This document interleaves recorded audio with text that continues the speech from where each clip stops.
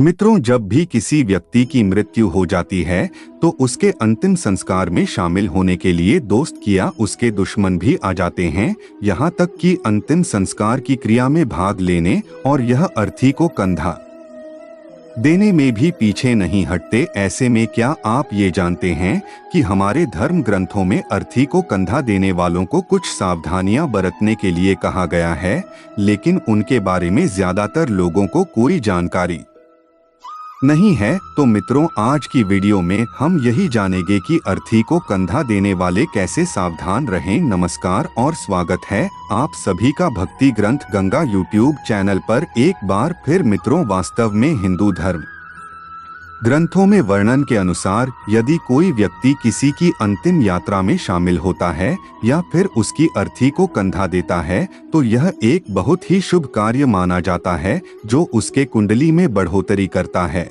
और इसके प्रभाव से पूर्व में किए हुए उसके पाप भी नष्ट हो जाती है, क्योंकि यह बताया गया है कि संसार को छोड़कर जा रही मृत आत्मा अभी बादलने करने वाले व्यक्ति के तन मन से सभी संतापों को भी हार के अपने साथ ले जाती है। इसीलिए इस मान्यता से अवगत ज्यादातर लोग शव यात्रा में शामिल होने और ये शव को कंधा देने का सौभाग्य नहीं छोड़ते हैं। मित्रों, शास्त्रों के अनुसार हमें उस व्यक्ति की अंतिम यात्रा में जरूर जाना चाहिए जो हमारे घर के आसपास के स्वागत के दायरे में रहता हो, और ऐसा होता भी है। आज भी गांव में लोग अपने आसपास से किसी के घर में मृत्यु हो जाए तो घर में चूल्हा तक नहीं जलाते और जब तक उसकी अर्थी न बुझ जाए किसी तरह का कोई शुभ कार्य या फिर पूजा पाठ नहीं करते। असल में इसके पीछे की मान्यता यह है कि जहां शव पड़ा होता है उसके आसपास का क्षेत्र भी नकारात्मक ऊर्जा से भर जाता है,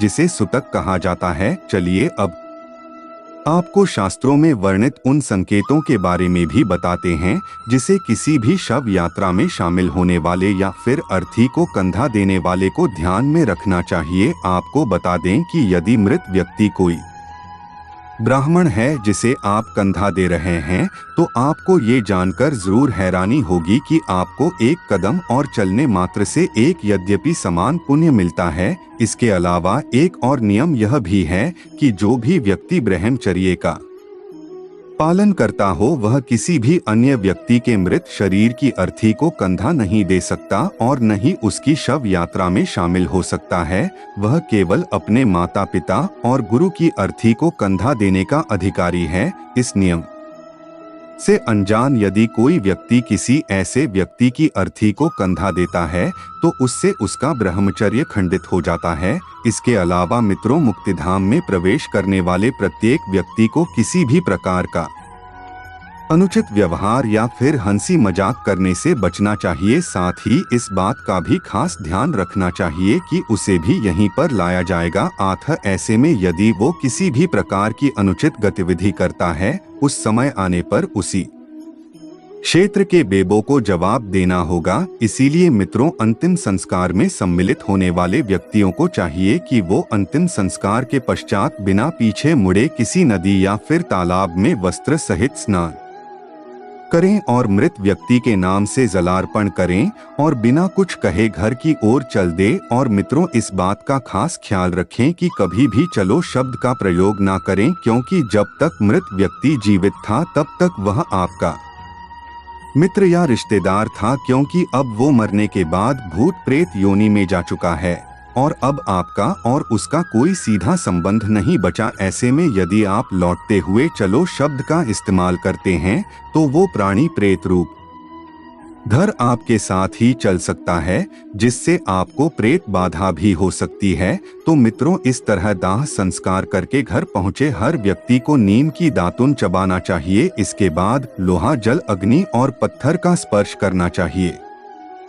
अब आप पूछेंगे कि क्यों? तो यह इसलिए कि एक मनुष्य के इस भौतिक शरीर के अलावा ऊर्जा से बने कई अन्य शरीर भी हैं जो शमशान घाट या फिर शव के संपर्क में आने से दूषित हो जाते हैं। जब आप इन वस्तुओं को डोट स्पर्श करते हैं तो इससे शरीरों की अशुद्धियां भी दूर हो जाती है। इतना ही नहीं, जो लोग इस शव यात्रा में सम्मिलित होते हैं उन्हें 1 दिन का शव को छूने वालों को 3 दिन का और अर्थी को कंधा देने वालों को डोट लगभग 8 दिनों का सूतक मानना चाहिए। और यह तो आप भी जानते ही होंगे कि सूतक के दौरान मंदिर और धार्मिक आयोजनों में सम्मिलित होने और साधुओं को दान देने की मनाही होती है। तो मित्रों, आज की इस प्रस्तुति में इतना ही। अगर आपको आज यहाँ दी गई जानकारी पसंद आई है तो इसे अपने मित्रों और रिश्तेदारों के साथ साझा अवश्य करें। ऐसी सभी आध्यात्मिक और धार्मिक जानकारियों के लिए सब्सक्राइब करें भक्ति ग्रंथ गंगा यूट्यूब चैनल को। अब हमें इजाजत दे। आपका बहुत बहुत धन्यवाद।